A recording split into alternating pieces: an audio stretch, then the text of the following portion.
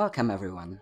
Today I'm talking with someone I value greatly for his inspiration, feedback, and ways of making complex topics accessible. Jay Jack of Next Level Dogs and GRC Dog Sports. Beyond his dog skills, Jay is a generous, insightful, and kind human I am grateful to get to learn from. In the unlikely case you're not familiar with Jay, make sure to check out the podcast he and his wife Mandy host together, Next Level Dog Talk, and his website nldogs.com. I'll put links to Jay's Patreon, website, and social media in the show notes of this episode. I'll just play you the recording of our conversation. We'll jump in towards the end of our pre-dog conversation that took us on a detour on the topic of suffering and Jay's life lessons about putting our challenges in the right kind of bucket.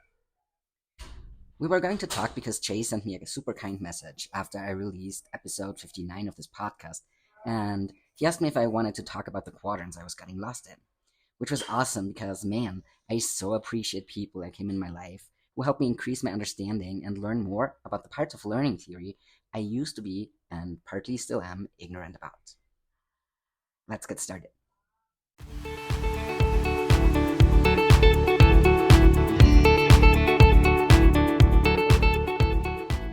In Buddhism, they say suffering is not your circumstances, it's wishing they were different. Yeah. Okay, I see that. Yeah. So when I say I suffer, well, I don't mean I put on a brave face in front of people and I suffer. And it's not that I suffer less by doing those things. I suffer Yeah. just as much as everybody else, and it feels exactly the same. Yeah. I just don't wish it was different. Yeah. I just go, I Yeah. signed up for this, just like the fight. It's like, I want to do this. I'm choosing this. Yeah. I want to do this.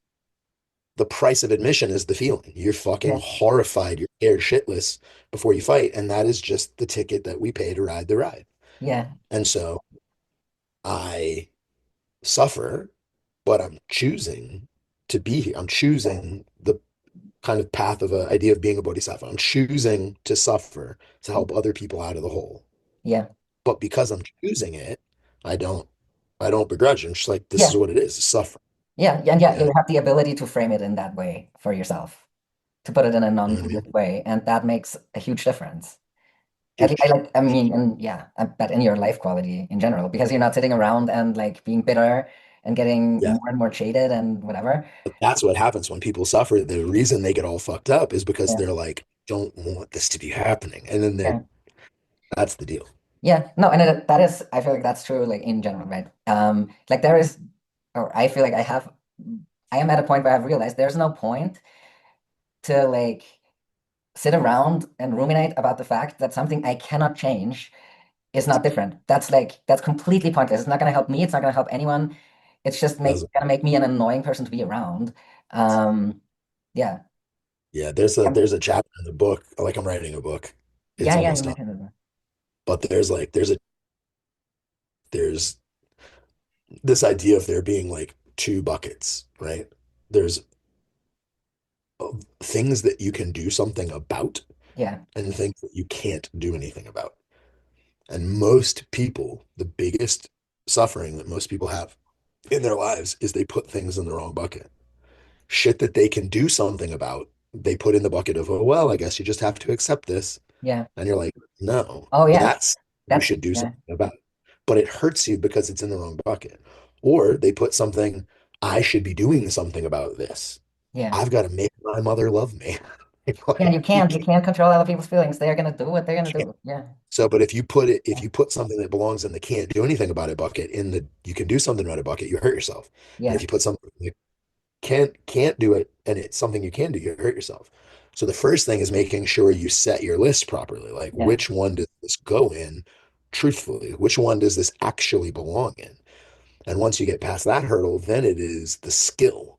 yeah, Because to accept something that is hard to accept takes skill and practice. It's yeah. not just something you go, I accept, like that's fucking, there's No, work to be done to accept. yeah, And then if there's in the bucket of this is something I can do something about, there's skill in that because it is something that something can be done about. yeah, I don't currently possess the skill to do that thing, which means I need to yeah, acquire the skill. So now on the list of to handle this thing I need to do something about, I have to go here so I can learn this, so I can acquire the skill, so I can then go back. Yeah, yeah, But when yeah, I look at this thing and go, that hurts. What am I doing about it? I am doing this and this and this. And yeah, when these things are acquired, then I can start the process. But now I don't have that open loop about there's a thing that needs action that I am not taking action on. yeah, Like, no, I am. I'm not yeah, taking direct action. To take direct action, I need skills and resources, and I don't have them yet. So I'm going down here to get them. But it is still in the correct bucket. yeah. Do you know what I mean? Yes. No, I have 100% agree, and that I've never heard anyone put this so well. I'm Yeah. looking forward That's to the this reason one. the book, because it's like there's these lessons Yeah, that whether we're talking dogs or martial arts, both facets of my life are teaching, yeah, and it's teaching people. And it involves more than the skill set. It's more than teaching dogs. Half the time you got to do therapy with people. yeah. Or it's more than just teaching defense. Half the time you got to do therapy. And like they're like, oh man, I just can't do that thing. Why can't you do that thing? Because my dog is so bad and I can't get over how bad my dog is. And I'm like, okay, you've put that in the bucket of shit you can't do anything about, but it actually goes. That is, And then we have to have the talk yeah, buckets. You know what I mean? So it's like the book is just the lessons that I repeat so fucking much, no matter what discipline, no matter what avenue. yeah, These are the lessons that always come up every single time. So just write them down. That way, when I die, they don't fucking just stop, you know? yeah. Nice. And that's going to be relevant for people who are not involved in martial arts or dog training too, I think. Oh yeah. Yeah, That's just life lessons. I mean, and none of it's even actually very even original. Like the ideas are like Jesus Christ, the fucking serenity prayer is the idea of the two buckets. Like yeah. it's that's the I- whole fucking thing. yeah. Like, I mean, But in it just general, I think there is a skill of putting ideas in a way that people are able to access. And yeah. that's I a, mean that's yeah, the windows. Like that's not new. yeah. That's not I didn't make it up. It's just explaining it well. So it's the It's same thing. All explaining the it in a other way ones. that is really accessible and that just makes sense to people. Yeah. Yeah. Well, All right. What you want to talk about okay, with thank you. dogs? Back to dogs. Or so like well, thank you very much for calling me out on that podcast where I talked about um um Calling you out. positioning quadrants. Whoa, wait a minute. Hang on. So first of all, I don't remember. Oh, okay. So you have to remind me about the whole thing. I have no memory of any of this. Okay. And two, there's no way I called you out. Like No, and I calling mean out. when I say okay, maybe we have a different definition of that. I mean, like I mean that in a very positive way. Oh, okay. I was You like, reached to me, out to calling you me. out feels like confrontational. No, no, no, not at all. No, you reached Oh, out okay. to Yeah. me Oh, and yeah, let me yeah. know. That's Yeah. what I mean. And that's what I, And only, and I think I even probably, I don't remember any of this, but I must have said this because I handle myself the same way all the time. I must have been like, hey, listen, if you're into oh, yeah, yeah, input, yeah. here's some input. If you're not in it, please don't take offense. Yeah. Oh, yeah, yeah, Because yeah, yeah, yeah. Yeah. not that I view you as a student or anything like that. Like I view you as a peer, you're a dog training person. But our relationship started as you asking me questions about Yeah. dogs. And so I view you as like I view my responsibility as an information source. And so when I saw it, I was like, oh shit, let me Yes. help you with that if you want to be receptive to it. But I don't want to come across as somebody I don't want to come across as somebody that sees something online and goes, you're all fucking Oh, wrong. no, no. I You mean, know you what I never come mean? across that way. I don't know. Like, I mean, Yeah, some yeah. people come across that way, but I don't think anyone who has interacted with you um, Sure. would assume that you came across it. No, no. I was so Yeah. grateful because like that is what I'm looking Okay. for, and I don't have enough of these Yeah. conversations in my life. Um, Yeah. Yeah. anyways, so just to remind you, the two that is it's gonna be two podcast episodes ago, I think. Um, I Okay. shared something about I have a Patreon where I'm experimenting with using e-collars, and Yeah. there are hardly any people who are like participating in it because nobody's interested in it because well obviously I don't like I'm learning, I'm trying things out, and I don't Sure. have anything to teach anyone. Sure. And I expected that like there would be a couple positive reinforcement trainers who are also interested in learning along with me, but and a few are, so I'm like super grateful for them. But I'm like, oh wow, like actually nobody's it's like hardly anyone interested. So it's basically my diary of like exploring stuff. You should when we do this, you should let me put this on I'll put this on my Patreon so people I would, like because to me there's an interesting thing. When I first started in dogs, I was doing what you did. I made a blog back when blogs were a fucking thing, yeah, right? I made a blog that was literally just me learning. I'm not writing from a perspective of I know shit. I'm just Exactly. like, oh my God, I learned this thing. Or holy shit, I'm playing with this. And Yeah. I had to write, here's what my opinion is. And then 3 months later, I had to be like, okay, scratch that. That was a terrible Yeah. article. And like the Like, entire like I I have like to go back and like, I try and yeah, constantly like put in disclaimers about like this is what I believe today or think today. I'm a learner. If you ask me the same thing in a yes. year, my answer is gonna be different. But Um, I think there's value in that. I think there's one, it's interesting as shit. Even if you know, like, I'll watch documentaries about kids coming up in martial arts. And like, you watch a documentary about what they did when they were 12 and then they're 15 and now they're in the Olympics and blah. That's interesting. yeah, It's not because I don't know the path. Like, I've walked that path. I know that path. I've seen that path a yeah, million times. It's still interesting to watch somebody walk it. It's yeah, really interesting. And then two, I think from a learning perspective, like I can't remember who it was, Plato or Aristotle, that said like if you want to learn, teach. Do yeah, you know what I mean? And yeah, I think from teaching stuff from a learning perspective is really interesting. And watching somebody struggle to learn is interesting. So I think half the reason teachers learn stuff, like there's that concept, if you want to be a good teacher, if you want to be a good learner, if you want to learn more, teach, right? yeah, I think some people think that's because you got to dissect it down really small in order to transmit it to somebody. And like as you're giving the ideas to somebody, you have realizations about the ideas, but that's a one-way street of like it's coming from me flowing to them. But the truth is, when you watch somebody struggle with a lesson, you learn things about the lesson. yeah, So it's not, it comes back like information. It's not just like I learn because I'm amazing and I learn more by being amazing and passing it forward. No, dude, yeah, you learn watching people struggle through stuff. And honestly, I have changed things that I do in martial arts and dogs based on stuff somebody not remotely good, like a brand newbie, yeah, had an idea and we're fucking with this idea. And at first, I'm like, that's stupid because I've never seen it and I don't know yeah, it. And it's like, that's not what it's done. And then after a couple weeks, you're like, fuck, man, that's actually real. And then you're like, yeah, damn, that's good. And then you change what you do. And so I learned something from this total scrub. I learned something from this brand new person. So I think watching your Patreon, watching your process is interesting, even from a documentary standpoint where there's no learning. But from a learning perspective, even if you're a teacher and you look at somebody like you and you're like, I got 20 years more experience than you, they're yeah, still learning. Watching somebody struggle through lessons and come up with ideas is yeah, because you still, realize what there's still, students, what like what people struggle with, right? And I feel like once you're there's, in a field for a long time, you forget what it used to be like once back way back when you were at the very beginning, and then you like that makes you actually less of a good teacher unless you have those reminders. And like the other thing that I like, it's funny. Still, I still think of myself as young in new mhm, in the game. I still think of myself as new. I still think of myself as like a learning and like coming up and like developing. I And hope, it's yeah, bizarre because I was talking to somebody. Yeah, I was talking to somebody the other day. I just did a presentation of the ICP. hmm And they were like, "Oh yeah, I'm really glad I got to see that because I saw your first one 10 years ago."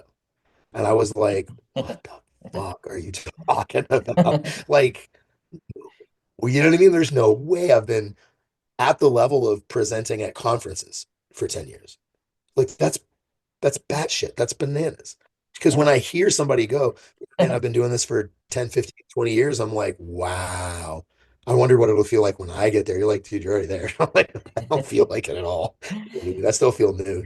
But that's I feel like that's also probably that's what sets you apart as a lifelong learner, and that's that, I don't know, like for me, that's the people I respect are not the people who are like, oh, I'm at the top of my game, I'm done, like I'm that's it, I'm perfect. Like Yeah, that, like dude. like that is a red flag already because I feel like we should be in the learner's shoes until the day we die. Otherwise, like, what are we Yes. doing? Satisfaction. There's a Yeah. good line. Satisfaction is the death of progress. Yes, totally. Yeah. So the day you're like, this is good enough, you're like, that's where we stop. You know what I mean? You gotta be like, oh man, I'm not remotely good enough, dude. I can figure Yeah. this out, bro. Yeah.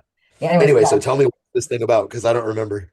Yeah, so like there's a bunch of R plus people who have joined, and I'm very grateful for their input. And also, of course, they ask questions that are sometimes unrelated to what I'm actually doing, but they make me think, and I really like it. And they make me break things down and think about it. And they make me think about things that I don't know enough about, right?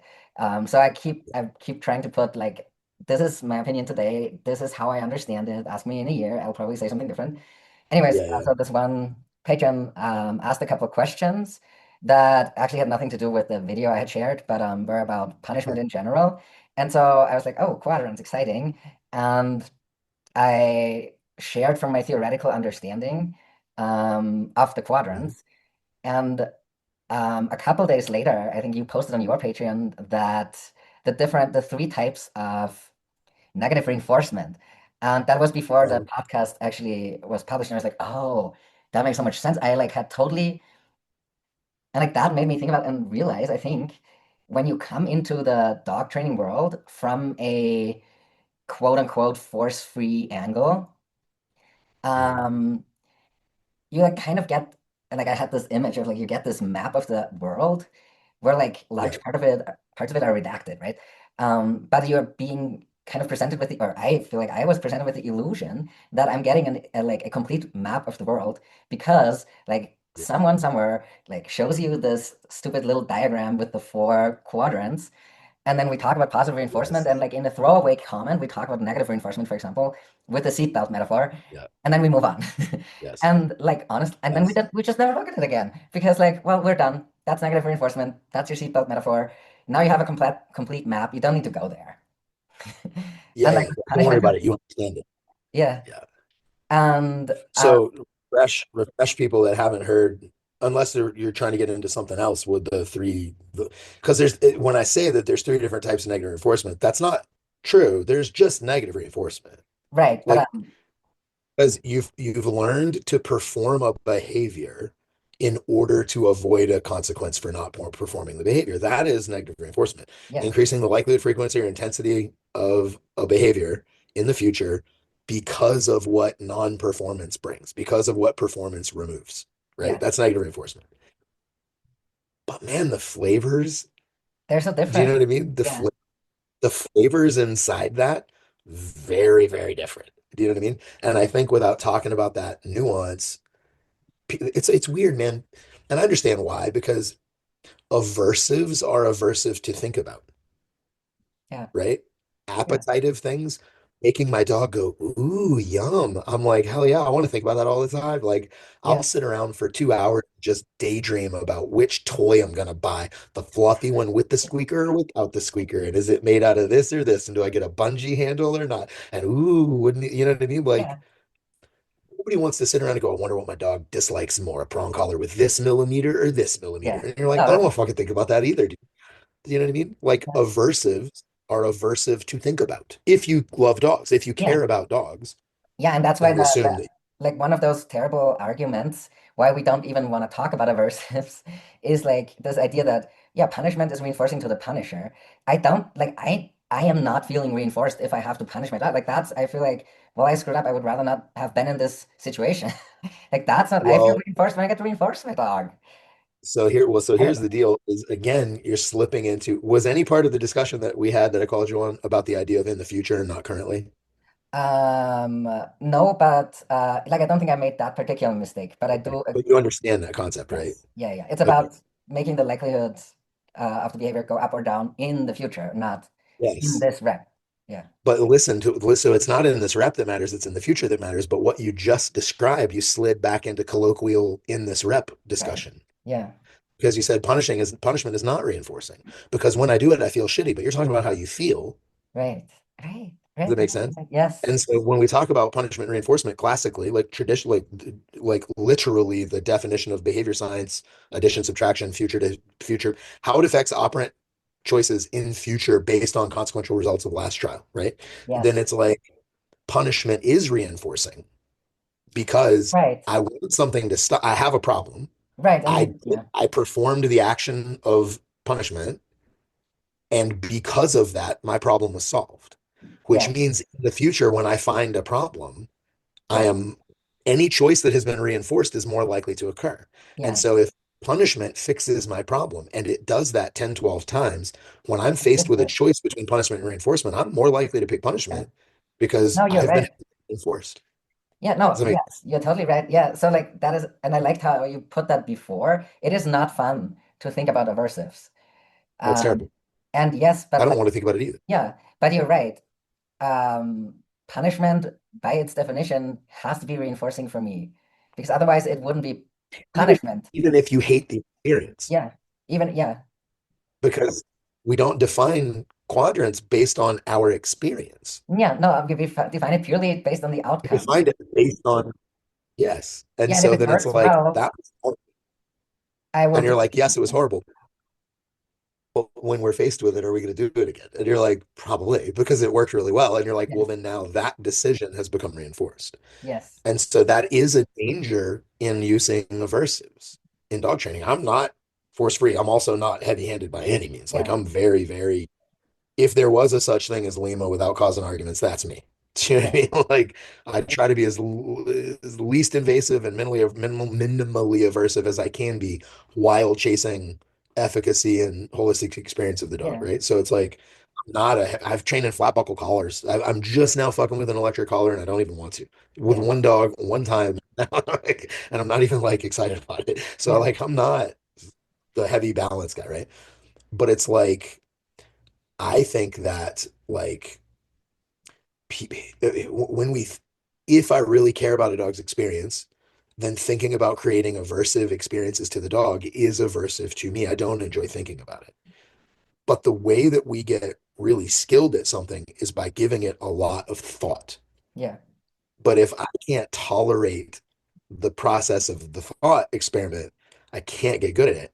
But then yeah, if I can't get good at it, I'm using it badly, yeah, which means I'm probably using it more. So think about it like this. Again, aversives and appetitives are the same, not the same experience, but the same quantifiably in mathematics, yeah, right? Like punishment and reinforcement follow the same rules. The rules of learning apply to both sides. yeah, There must be prediction error. There must be an aversive or appetitive experience that I make contingent on the behavior. And then like there's antecedent behavior consequence yeah. goes across modality like aversive or appetitive. The consequence can be good or bad.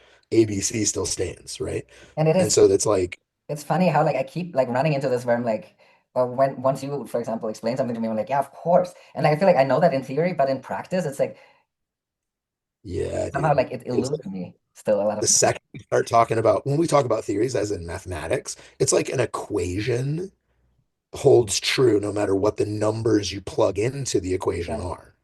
An equation is true. yeah, When we start plugging numbers in, it starts to become specific, but the yeah, equation is still true. So when you look at somebody that understands behavioral science and you go, the equation is true either side of the experience, they go, yeah, I get it. That does make sense. The equation is true. ABC holds, it's true. yeah, But then when you start putting specifics in, then we start going, oof, I don't want to think about that anymore. I yeah, don't want to, I don't want to think about that anymore. You know what I mean? You're like, yeah, "Lee." But then by not thinking about it, we don't have any skill or nuance in it. And then if we don't have any skill or nuance in it, we're going to do it badly, which one is just bad in itself. yeah, If you're going to do something, do it skillfully. And two, it's like you run the risk if you're bad at creating aversive experiences that don't actually teach anything. yeah. And And that is that's horrible. terrible. Yeah, That cannot happen. Like non-contingent aversives are abuse. yeah, Contingent aversives, I have no problem on. You did a thing, it made a result. You don't like the result, don't do the thing. That is nature, that is life. yeah, Every being can learn from that. That's not wrong, that is not immoral. Non-contingent aversives, a dog making have you giving a dog a bad experience that it does not connect to its behavior and has no idea how to stop, doesn't know yeah, what to do about it, and just suffers. That's fucking abuse. yeah, for Even sure. mild that are non-contingent, it's fucking abuse. Or And we, so yeah. And then if I'm even gonna relationships, apply you see averse, that with mild non-contingent aversives in some relationships. I feel like I observe that, and I'm like, horrible. No, it's terrible. bad. Yeah, So like it doesn't matter. The intensity level doesn't yeah, define it for it's the contingent. Is it contingent and completely perceived as under the control of the dog? yeah, Because that's no stress. That develops confidence, self-efficacy, like, an ability to handle stress. Like that's yeah, great. There's benefits to understanding how to mitigate aversive experiences in your world. That is how you grow and get yeah, confidence. But non-contingent aversives are absolutely abuse, even mild ones. But that means if I'm going to use aversives and I'm skillful, yeah, really skillful, then I never accidentally cause abuse because Yeah. all of my aversives are well understood, well done, thoughtful in execution. The dog learns the lesson intended, and so they're okay. Yes. If I'm bad at it, then I'm probably not going to do it well, which means my dog's not. If you're bad at positive reinforcement and you try to shape your dog to touch a bucket and you're bad at it, your dog's going to get a bag of cookies and still not know how to Yeah. touch a bucket Yeah. And because that's like whatever. you're Yeah. Good for the dog. you're bad at it. Yeah. You're bad at it. So you gave a whole bunch of appetitive experiences. You gave a whole bunch of pleasure, and it And still we're didn't result in non-contingent and it's learning how fine. to touch the Yeah. bucket. Yeah. It was non-contingent. That dog did not have any idea that touching buckets got cookies. Yeah. But that ain't abuse. That's just extra food. You Yeah. know what I mean? Good for the dog. Yeah. But if you're bad at reinforcement, you're not scared to make non-contingent appetitive Yeah. experiences. And then because you're not scared to make the mistakes and you're not distasteful in your thinking about it, you'll give it tons of thought and tons of practice and eventually become very good. Yeah. But then when we think about aversives, we're like, ugh, I don't want to think about that. But by not thinking about it, you can't understand it. And if you can't understand it, you can't do it well. And if you can't do it well, you either shouldn't do it fucking at all. Yeah. You know, like it's one of those Yeah. things like either don't do it at all, or do it really well. Yeah. But like the in between is where there's danger when people fuck with it but don't really get it. And Yeah. I think that's where the problem is because most people, it's aversive to think about and it's aversive to make a protocol and really give it thought and like look at your mistakes because you Yeah. will make mistakes. And then you're like, I got to really look at those mistakes. But like, who wants to go back and watch the video of the relationship you're not in anymore? Like, nobody wants to look at their mistakes. I don't like watching fights I lost. That's terrible. But if I want to get better, I got to watch that fight that I lost. I got to study the Yeah. shit out of that fight. But people are so aversive to confronting their own feelings about aversives that they fail to get understanding. They fail to get a skillful level of understanding. Yeah. And then that's what the problem is. And when purely positive people see people doing this shit that they don't understand, is not skillful, is not well Yeah. thought out, and when they do it wrong, they just sweep it under the rug and move on and do it again later. You're like, God damn it, I don't like that. You're like, that's not wrong to not like that. That's also, I also think that's shitty. Yeah. You know, but my answer is to think about it deeply. Yeah. So Yeah. I I can want make to think sure about it that deeply. And I try to experiment on myself or like ask other people to experiment on me first because I want to know what does this feel like? What is that like? Or what is my, and if I mess up, I must face it. I gotta yeah, think about it. I gotta like take that apart and really understand it because I cannot make that mistake again. exactly. Because even though I had good intentions, that sucked. Yes. I can't afford to sweep that under the rug. I have to really, really think about it because if I fail to teach the lesson intended and I was using aversives to teach the lesson, it is Yeah. unfortunate, bad, but in that moment, even though it wasn't intentional, like that's a non-contingent aversive. My dog did not understand, and Yeah. that is Not unacceptable. okay. Yeah. Not unacceptable to the point where I'm like, it's not that I'll never use aversives again. Unacceptable in the sense that I do not accept that it happened and must develop the skill to not let it Yeah. occur again. Yeah. So So yeah. and so I actually wrote I copied what you so you pointed out two things to me and one Mhm. you actually happen to have already answered with your with the timing of your Patreon post there about the Okay. three kinds of um or well the three flavors of negative reinforcement. The you What said what the did you say and what did you say? So I know what. um yeah so that Patreon on my post asked if we can even say that something is either negative reinforcement or positive punishment. Isn't it? So like that's what they said or they were wondering, isn't it like in order for it to be in order for it to be negative reinforcement, don't we have to first add it? So don't doesn't it have to be first positive punishment and then it becomes negative reinforcement because we remove it again? And as I Yeah, was yeah, yeah. like responding, I was like, I guess one could look at it through that lens. Um, Yes. and then I was like, That's a and really common term. my brain ran off into like, well, it's a theoretical framework, yada, yada, yada. It's not like real life, yada, yada, yada. But like actually, Yeah. and there your three flavors come in. That was like so well timed. Yeah. When it was like when you Well, that so you look at it like this. We'll go there in one sec, but like if you think about it like this, one of the biggest logical traps when discussing quadrants is people are thinking about this repetition And this repetition has no bearing on the definition of the quadrant at all because Oh, right. this repetition doesn't mean this That's repetition doesn't. that's right. Yeah, that's again. Then we're back at the yes, of course. Yeah. What Yeah. matters is how does it affect behavior in the future? And so when you think about it like this, I make a framework for people where it's like, look, the first rep is motivation. Yeah. There is a puzzle that I want to solve. Whether I want to solve that puzzle because of the good it brings me, or I'm motivated to solve the puzzle because the bad it brought me, or I'm motivated to solve the puzzle because the bad it makes go away, or the good thing it brings back. Like it Yeah. doesn't matter what motivation it is. The first rep, you're faced with a puzzle and the desire for a solution. Yeah. I have a problem that I need to solve, right? The subsequent reps, first rep is motivation hypothesis. The subsequent reps are Test. testing hypothesis and coming up with solution. And Yeah. once you come up with a solution, we call that process of testing hypothesis learning. Yeah. So we go first rep creates the motivation to solve the puzzle. Subsequent reps test hypothesis until we come along a solution. This is the other thing. I tell people there is no such thing as a single learning event. Yeah. There's no such thing. There's a minimum of 2 reps. We call it a single learning event because we did a thing once and they found the solution, Yeah. but we still did not know. Yeah. On Only in that this second, after the second rep could we know if they had learned in that. what happens is if I motivate a dog is motivated, a person, being, it doesn't matter. A being is motivated to solve a puzzle. They go, I need to solve this puzzle. I have even positive, doesn't matter. They touch a bucket, you jackpot. Yeah. They go, God damn, I want more cookies. I am motivated to find a solution to this puzzle. The puzzle is how do I get more cookies? Yeah. I have a hypothesis. I think it's touching the bucket. Yes. They go out, they touch the bucket. We confirm hypothesis. We click and reinforce. And they go, hypothesis confirmed, it's touching the bucket. And if we do that again and again, they will learn and lock in the lesson. It is Yeah. touching the bucket. Sometimes their hypothesis is wrong. So we would call that a single learning event because we did one thing and they next solved the puzzle. Yeah. And so it looks like a single learning event, but the truth is it was a 2-part learning event. The first rep was the motivation.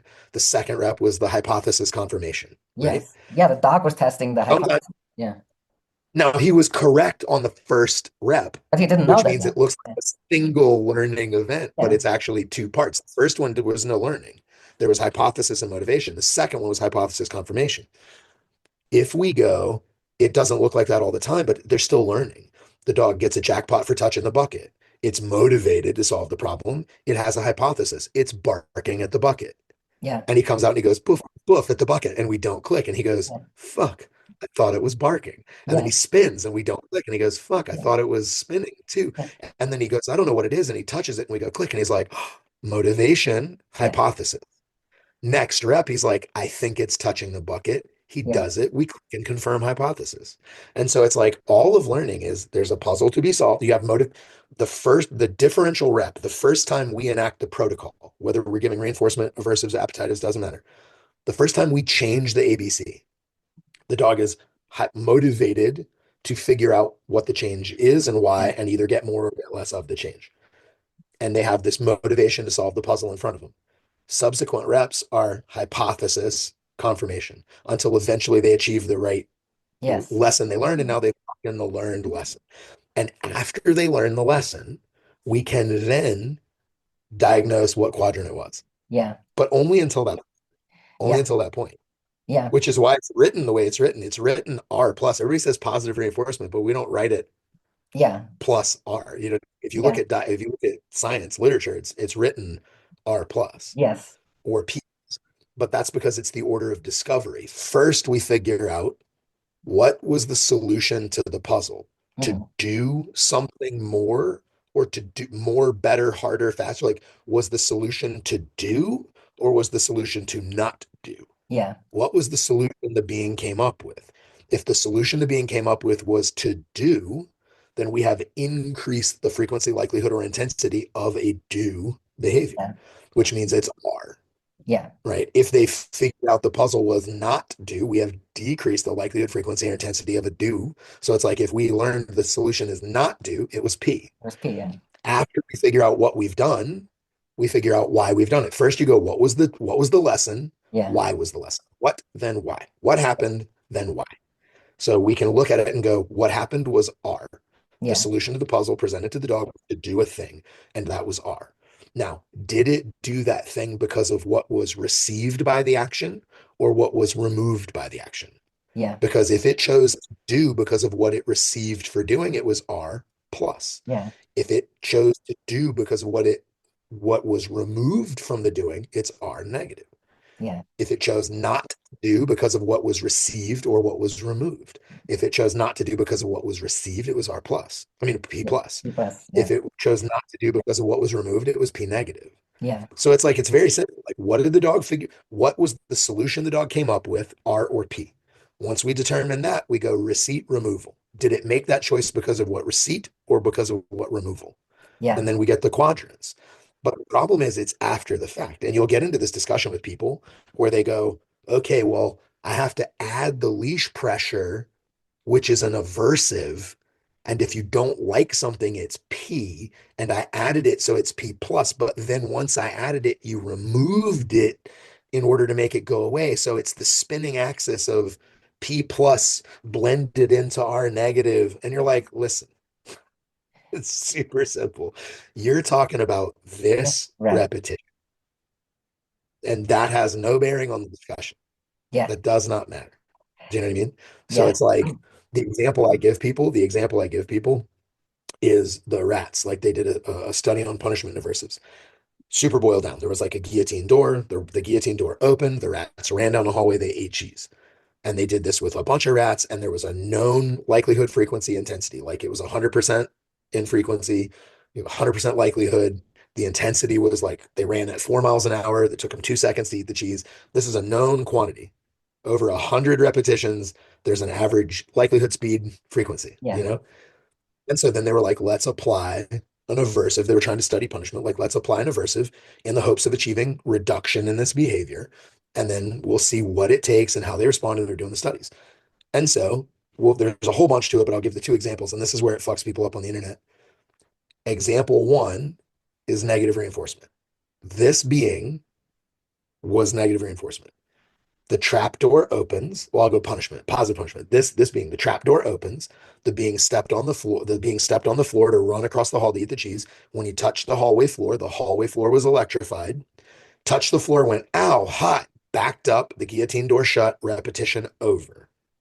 So it was gonna go eat the cheese, And door it didn't. open, touched the floor, ow, hot, backed up, door shut. That was positive punishment. Everybody goes, yes, of course it No, was. we don't know. Yeah. We Of don't know yet. And then now I know the data on that rat, so I know it was positive punishment. But everybody's like, yes, I agree. I go rat number two. Door opens, rat touches the floor, goes, ooh, hot, backs up, door shuts, repetition over. That rat was negative reinforcement. And then everybody will go back. It's like that old, it's like the puzzle. You know Yeah. what I'm talking about? Like uh there's like the riddle, like, oh, the the doctor the kid goes into the ER and the doctor says, oh my God, that's my son. How's that possible? It's like, Oh, you know what I yeah. mean? It's like Yeah. the riddle. You're like, whoa, I can't figure it out, right? Like that conundrum fucks people up Yeah. because they're looking for the answer in this repetition. Yeah. And it's not your intention that defines the quadrant. It's not the experience that defines the quadrant. It's not the protocol that defines, and it's not the result on this repetition because my intention was to punish both rats. My intention was to decrease the The likelihood, running to the frequency, or cheese. intensity of wanting to eat the cheese. My intention was to punish on both rats. One I failed, one I didn't. One was defined negative reinforcement, one was defined punishment. My protocol was the same. I applied the same voltage to the floor to both beings. I did the same protocol to both beings. That's not what defined it. Yeah. Both beings had an aversive experience. It was an aversive experience. That does not define it. And both beings failed to complete the behavior on this repetition. That's not what defines it. What defines it is change in behavior learned from the last repetition in future repetitions. Yeah. So, at one, the door opens and it went, I remember this puzzle. I'm fucking not going. And so the Punishment. solution he came up with was not to go. That's P. Yeah. The reason he did not go was because what was received from going. So it was P plus. We Yeah. positively punished that. But we could not know that until the second repetition where they showed us what they learned from Yeah. the last repetition.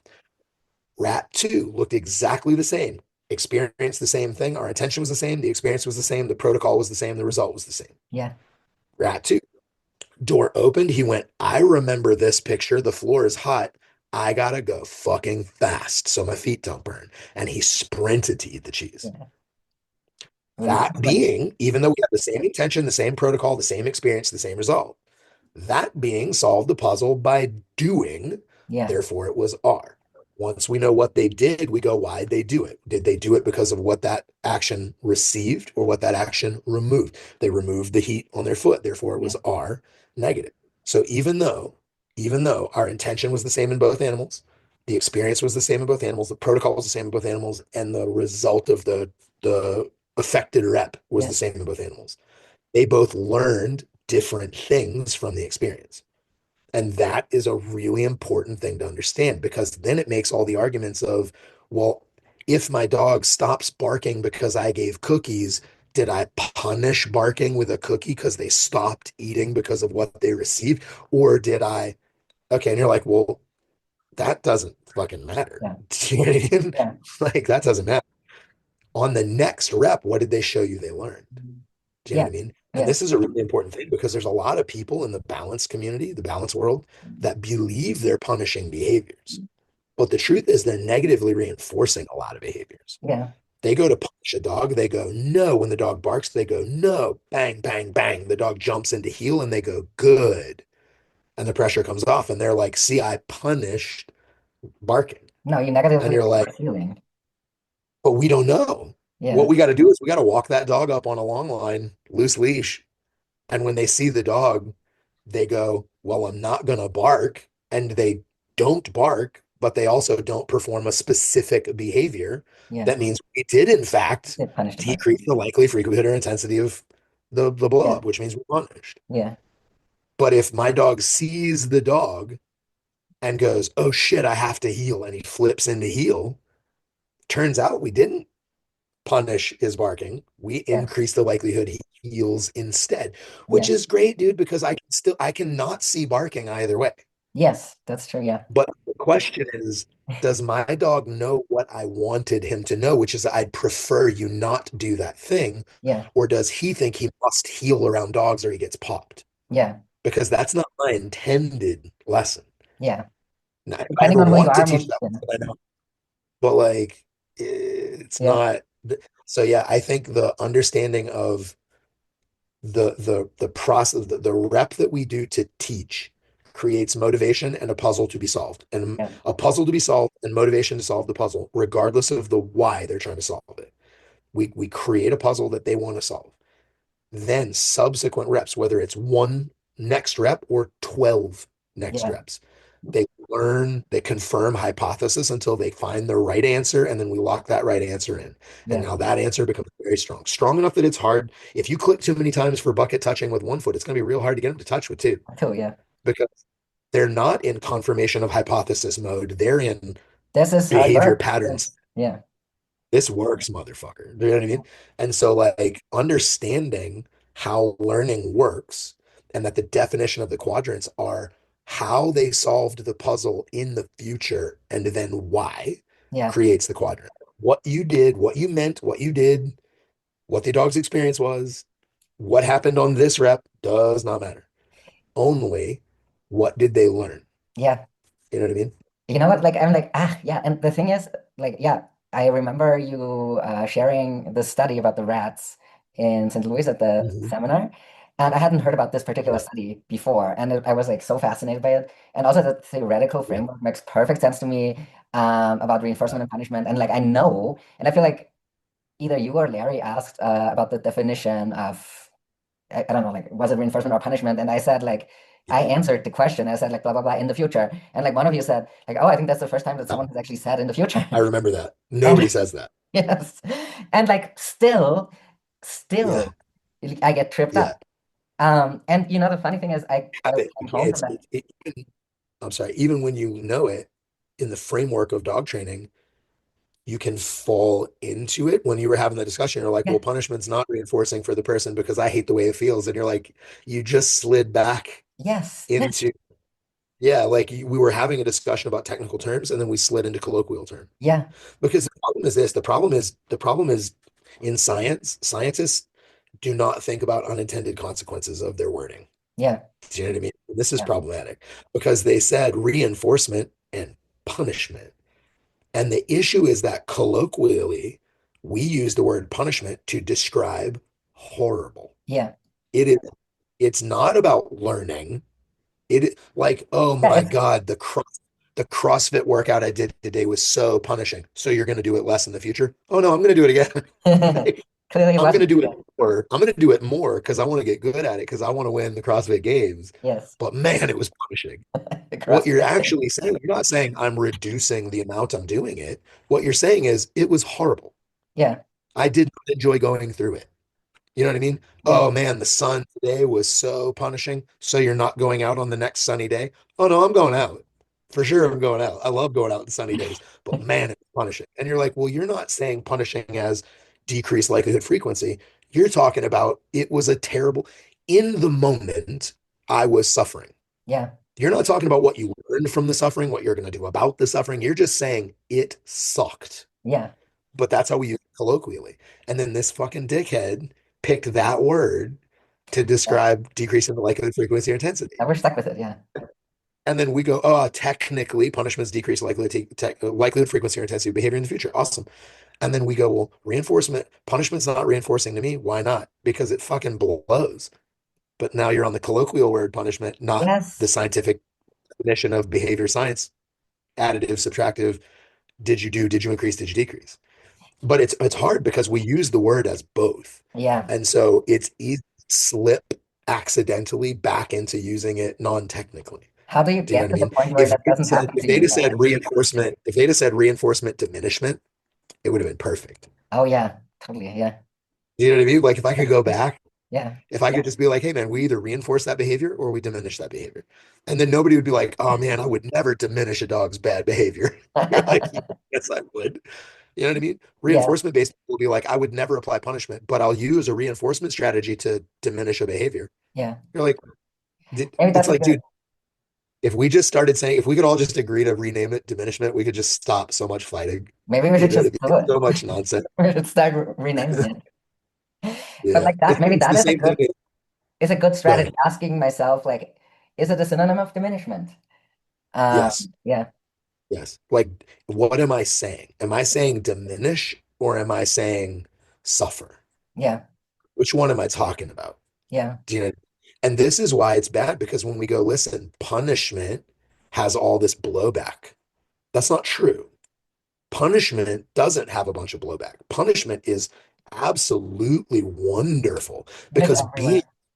beings learn my destiny, my outcomes completely under my control. Yeah, I control my world. I control my experience. My autonomous decisions guide my world. And yeah, when I don't like things, I know exactly what to do to control the outcomes. I know exactly what to avoid, exactly how to avoid it. No problem. Like yeah, punishment breeds confidence and courage and yeah, self-efficacy and pride. It's crazy.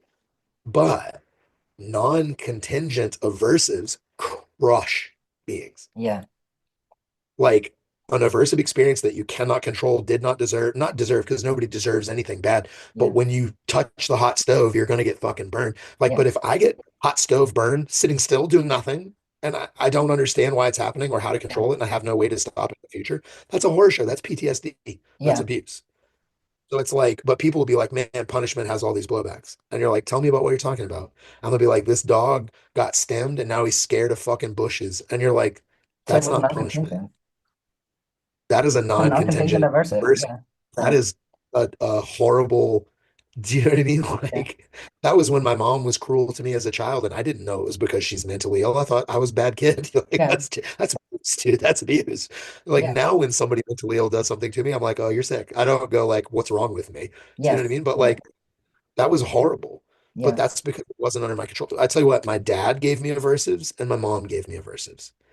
My dad gave me pretty harsh aversives, but every single aversive he gave me was absolutely my if you touch the thing, I'm going to punch you in the face. And I would look at him and go, let's test this. Touch. And he'd go, "Poof." And I was like, yep, Right. in fact, you did punch me in the face. And I got choices to make. I either know the economics involved and I'll take the punch to touch the thing, Yeah. or I don't want to take the punch. And so I don't touch the thing and it's no big deal. And I never worried that he was ever going to hit me for no reason. I had to touch the thing. He had clear lines in the sand. Yeah. No problem. He made no problem. My mom never hit me, was just mean and cruel and shitty. And it was never for cause. I Yeah. did not know what the lines in the sand were. I didn't understand why it was happening. Dude, that woman That was I crazy. caused therapy and impeded my ability to have relationships for decades. You Yeah. know what I mean? That was horrible. Yeah. But it wasn't because of what she did. If you look at one of them punched me dead in the mouth and one of them said a hurtful thing, you're like, dude, take the hurtful thing. Like, you know what I mean? I will take hurtful sayings and like sticks and stones type shit. You know what I mean? But Yeah. like the truth is the fact that I didn't understand it and couldn't control it was why it was damaging, Yeah. not what it was. Yeah. Do you know what I mean? And so like, yeah, I feel like all of the stuff that we discuss with blowback and all this terrible stuff, it's not from mastering aversives, the dog mastering aversives. Yeah. It's from the dog not understanding why things are happening and feeling completely out of control and helpless. Yeah. But that's not punishment. That's not punishment. That's not punishment. You're That's, right. Yeah. that's non-contingent aversives. Yeah. And Yes. that's the bitch. So it's like, yeah, I think you got to be able to look at it. Anyway, we've said the three things of, so we've talked about timing of definition. Like it's not about now, it's about future, right? Yeah. That's an important. But then when you're talking about negative reinforcement, you also said the thing about flavors. So do you want to throw that idea Yes. at them? I Go love ahead. the flavors that you mentioned, like emergent, persistent, and playful. Yes. So tell us, say it, dude. Okay. Like, let's hear your version of it. Because Yeah. then, because you know what I mean? Like, it's not about me saying it, it's about you saying it. Who Yeah. So gives a the fuck? the, You know, it matters that you know. the emergent one was like basically it's an emergency. You need um you want to make it stop now. So Yes. that is I think you mentioned that is what many people do under the guise of actually using the seatbelt thing. Um, Yes. and that is We the seatbelt the is seatbelt supposed to thing be is an the example of persistent. consistent Yeah. activity. Yes. Yes. Where it's something that you want to go away. You're not stressed about it. Like I want it to go away. Yeah. And over time it can become annoying and it becomes stressful, but like it's not immediately stressful. It's not immediately Yeah. emergent. I mean, I want to go away. It's like it's a little too hot in the sun, so I move to the shade. Yeah. It's a little too cold in the shade, so I move to the sun. I am absolutely avoiding aversives right now. Yeah. But nobody But like, would look at a dog that goes from the shade to the sun as like, oh man, that poor fucking dog. Like it's negative reinforcement, truthfully, but it's not what it's the persistent mild negative reinforcement, yeah. not the emergent, oh my God, I have to make this Yeah. stop. And that's what I, for Yeah. example, when I teach, when I use a long line or something and there's a distraction and I teach the dog that the recall still means you gotta come back to me, that is Yeah. basically, that's negative reinforcement because like they get to the end of, like I call them, they get to the end of the line, they stand there, I stand there, I have all day. Yeah. At some point they're gonna come back to me Yeah. and Perfect. now line pressure goes away. Maybe they Yeah. even get a cookie on top of it. So it's technically negative reinforcement, but the problem is again in the Well, it is if definition. in the future the dog learns No, to perfect. respond I quicker. agree. I 100% agree with you Yeah. that it is negative reinforcement. The problem is with the definitions people use, definitions change perception and perception changes choices. Hmm. And so if we use what there's, it's like we are talking about the two buckets earlier. Like the two Yeah. problems in training are people saying one, but because they don't know the distinctions, they do the other. Yeah. So there's a lot of balance trainers that use the mild persistent or that define and teach and excuse and justify negative reinforcement with the example of persistent negative. Two finger pressure on a flat buckle collar or maybe even a harness. And eventually the dog goes, all right, I guess I'll come. And that's negative reinforcement. And that's how I can say I use negative reinforcement. People go, well, that description doesn't bother me. But then they really do emergent negative reinforcement. Yeah. They make two finger leash pressure on a flat buckle collar and a dog blows them out for a 5 count. They go, you know what? Get the electrics. And you're like, well, listen, you just switched, dude.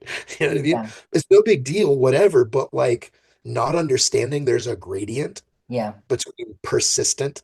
negative reinforcement and emergent negative Yeah. reinforcement.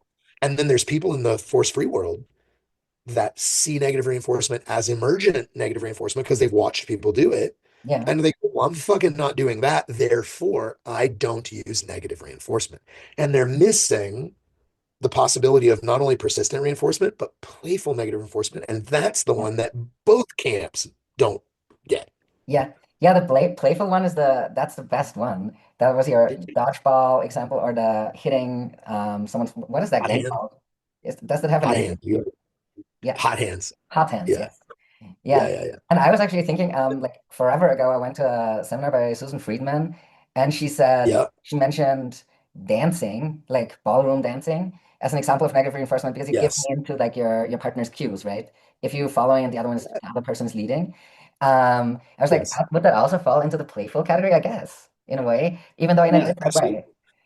Because we're trying to move together in a way. Playful doesn't imply competitive game Yeah. necessarily. It can be, it very often is, But like dancing but is playful also in can a way like if we're a playful activity, right? Like, yes, we're it's the play. It's on an fMRI. It's the play area of the brain. yeah. Like it's a playful activity. And so we're doing this activity together and we're moving in unison. And oh, I did it wrong and you stepped on my toe. Yes. Yeah. Now, again, some people, because of the way they perceive negative reinforcement, they would go, You having your toe stepped on hurt you. And now you're avoiding it because it hurt you. I'm telling you right now. I'm telling you right now. You can kick me in the fucking, you can stomp on my goddamn foot. If you looked at me and said, Jay, move out of my seat, and you started stomping on my foot until I move out of your seat, I'm fucking not moving out of your seat, dude. Do Understandable. you know what I Yeah. mean? The negative reinforcement when I mess up a dance move with my partner is not because of the pain you stepping on my foot caused me. It's because in that moment we became out of sync. Yeah. And that feeling sucks. I don't like that feeling. I'm losing if we had to put a word to it. Like Yeah. when I feel success and we flow and we're in rhythm and unison, it's like this feels awesome. And Yeah. when I mess it up, even if you don't step on my foot, when I mess it up, we have that moment of stumble. And that's like, ugh, I didn't like that stumble. And now Yeah. I try really hard to increase my skill in dancing to avoid the stumble. Yeah. That is negative reinforcement. It was absolutely not emergent. I'm not like, oh God, it can't happen again. Yeah. And it's not even persistent discomfort because like I'm not uncomfortable. No, it's Nothing even motivating me to hurt. be better at this game that is the We dance. Yeah. both fucking laughed when it happened. Yeah. Nobody was in pain. I'm not embarrassed. It doesn't matter. But like it only matters because I want to be good at the dance. Yeah. And in that moment I fucked up my dance and I don't want to fuck up my dance. And I so I want to gotta have get that better. same flow. Yeah, dude. So Yeah. it's like there is a understanding in the quadrant of negative reinforcement. In all of those examples, we have increased the do to avoid what we felt. We Yes. increased the do to make a thing go away.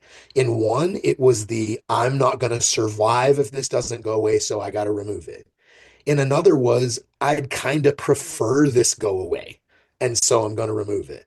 And Yeah. in the other was like, man, I didn't like the feeling and I want it to remove, but it wasn't physical or bad. It was literally while we were dancing. Yeah.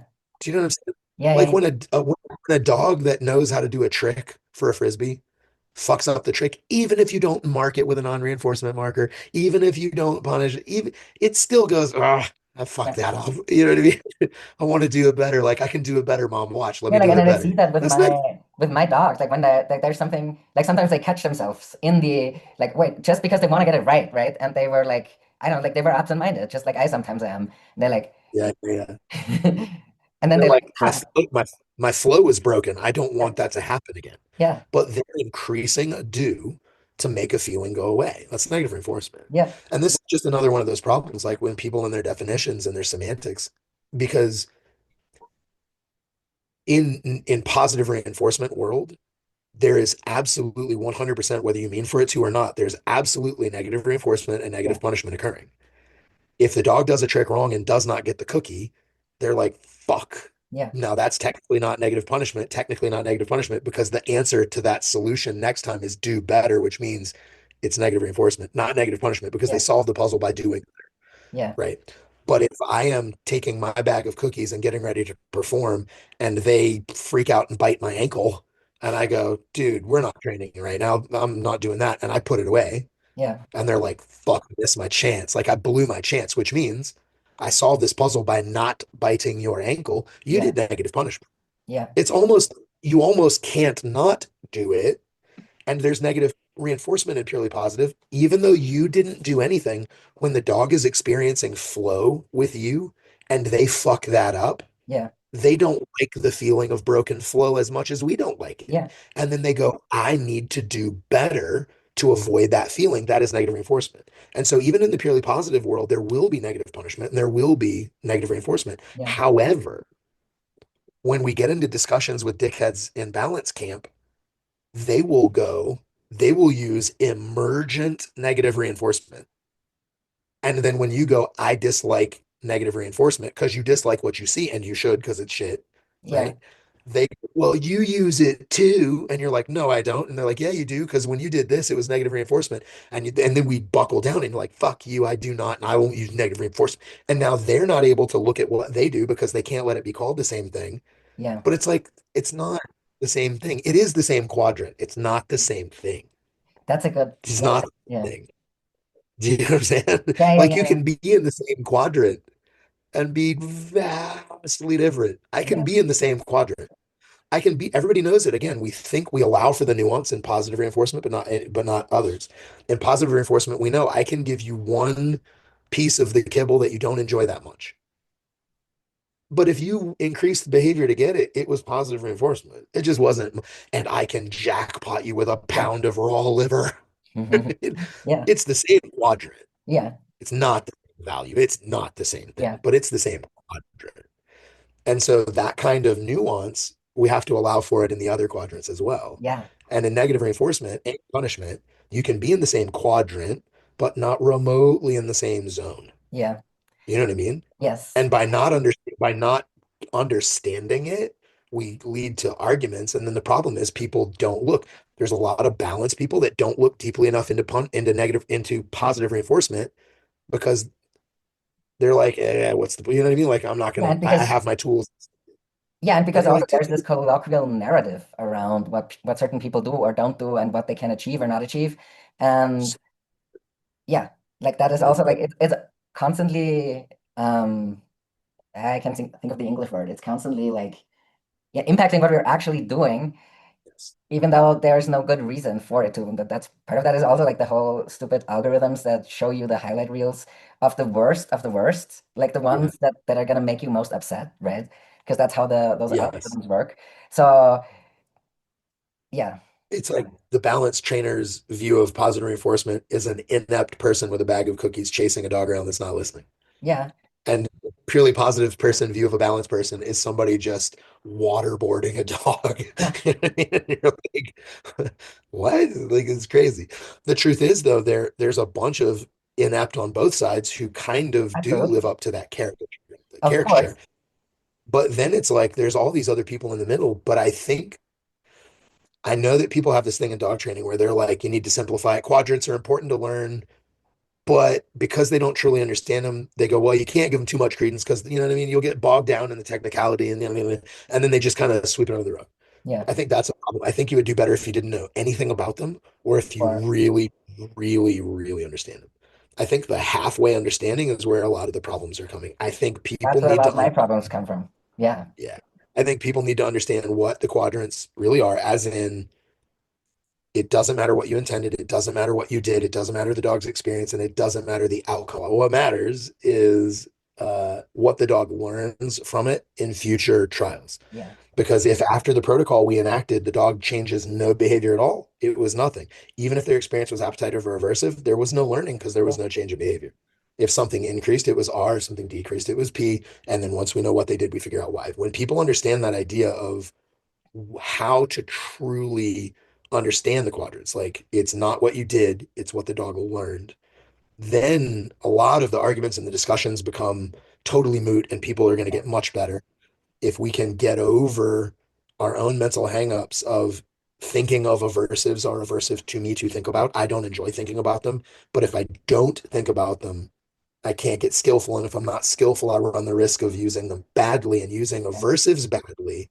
There's a moral cost. Using reinforcement badly, your dog just gets fat and like yeah, doesn't know how to touch a bucket, but so what? You know, yeah, exactly, yeah, like using aversives badly is a moral problem. yeah, So we almost must look at them more carefully so we can make sure.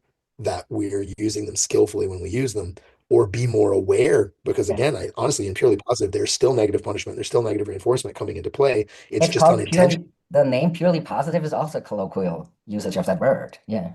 Yeah. So it's like I think understanding that we need to look at them all to know when we're accidentally in one and to know when we can intentionally be in one. And then if we're going to be in one, be in it skillfully. Yeah. Um, but then I think that really important understanding of being in the quadrant, but not in the zone. Like there's zones in each quadrant. Yeah. And it's like we can be in this quadrant mildly, we can be in this quadrant to an extreme. We can be in this quadrant playful. I can apply punishment playfully. I can apply negative reinforcement playfully, which is one of the reasons that I'm so big into play because when I get a dog into play, I can teach the lessons Yeah. of the quadrants. I can teach negative reinforcement, negative punishment, positive. I can teach all of that in the construct of a game. Video games teach negative reinforcement, positive punishment, negative. You know what I mean? A video game teaches all four quadrants to an infant Yeah. through the Yeah. video game, True. Yeah. but none of that is fucked up and stressful and emergent.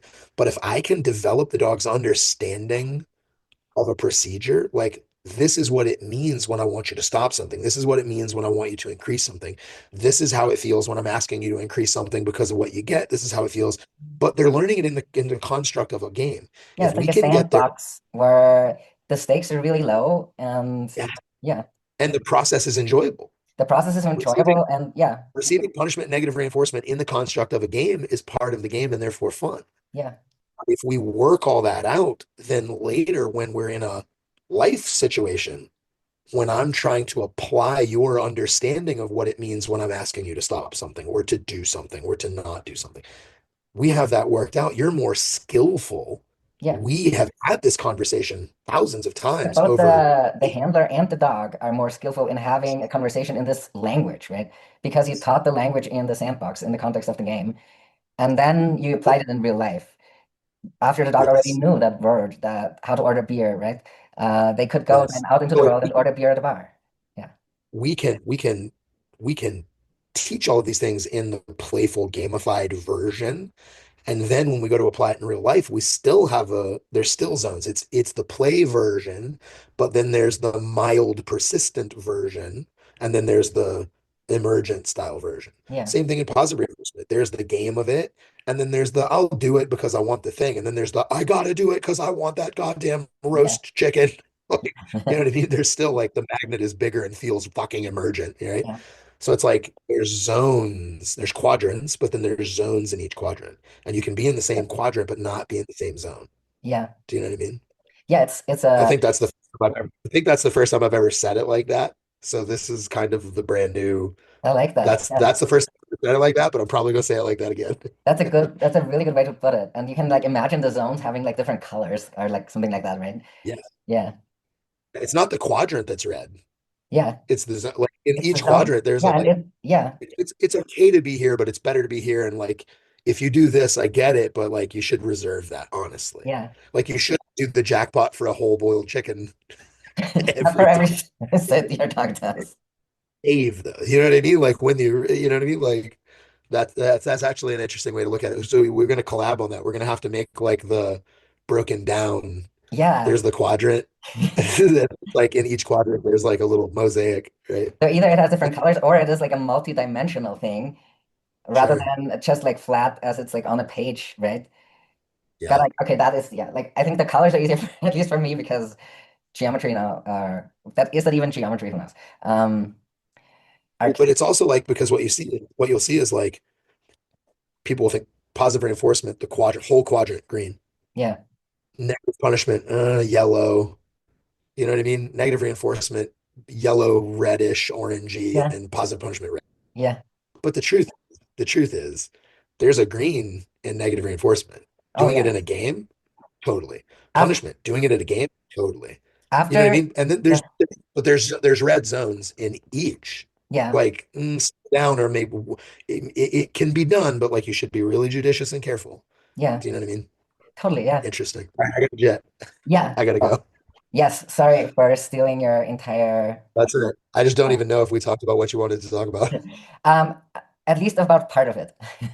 Okay. And I Well, think have like me on again. I'll talk about the next I thing. would love that. Thank you so much. And also, like, I Absolutely. think my most important takeaway is I just need to keep explaining these things to myself and to others, and also think about, is it a synonym of um, Diminish. diminish? That's right. Yeah. Is it a synonym of diminish or not? Yes. And yeah, like just because it is not enough to like think about it once and have like, yeah, it is. I just need to be more judicious about You got to what be I'm on your saying, game. what I'm doing, and just keep at it. Yeah. Yeah. I think just having a clear line of what subject we're talking about. Yeah, Because when we're talking about behavioral science, really careful, distinct words. yeah, When we're not talking about behavioral science, I'll say the same thing. I'll be like, oh man, that bitch at the grocery store was punishing. Like, yeah, I'm not using it technically, but we're not having a discussion about behavioral science right now. yeah, So we have to be very careful. And the issue with dog training is there's overlapping sciences. yeah. Because we'll use behavioral science and positive negative means one thing. But when we use psychology, positive Talking negative about means emotions. something Yeah, totally different. When we're talking about electricity, positive negative means something to. So it's that's like true. there's Yeah, these overlapping sciences in dog training, and people aren't being clear about when they're switching between them. And more important, they don't truly understand yeah, each one of them. So everything gets real blurred and smushed up. yeah. Like I feel like there are parts of the equation that I still need to work on my understanding, and then I also definitely the understanding alone is not enough either. It's also like really staying on a meta level aware of what I'm currently doing or saying and where I'm currently at, rather than like Yeah, just yeah. cool, man. All right, I got to jet. Thank you I so got much. to Have a lovely day. I hope your leg appreciates the cold. It'll And be all talk to you soon. right. All right. You'll have to put the first part of that up for anybody to understand what the fuck you're talking about. You Say. could do on your Patreon, you should do like here's this thing, and then later do the other clip and just be like, dog trainers talk Buddhism. Yes. I'll All send you the recording. right, cool. I'll see you. Thank you. Bye. Thank you all for listening. You can find Jay on Patreon at Next Level Dog Talk and his and Mandy's podcast of the same name, and his website is nldogs.com. All links are in the show notes. If you'd like to critique my trials and tribulations concerning tool use and dog training, join my Patreon at patreon.com/adventuredogs. Learn from my mistakes, laugh at my experiments on humans, mostly myself, and challenge everything I do. Or if you feel kind, leave me an Apple Podcast review or a Spotify rating for this podcast. Thank you guys. Have fun with your dogs and stay dangerous.